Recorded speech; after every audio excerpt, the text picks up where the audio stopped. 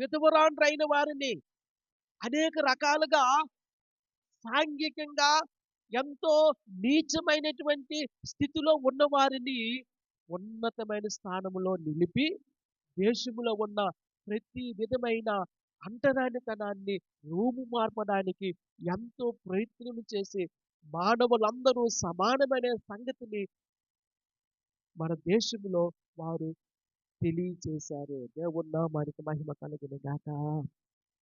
ప్రియులారా, ఈ దినాల్లో అటువంటి క్రైస్తవ మిషనరీల పైన, క్రైస్తవుల పైన దుష్ప్రచారం చేయడము, విష ప్రసారం చేయడం అనేది ప్రియులారా క్షేమకరమైనది కాదు.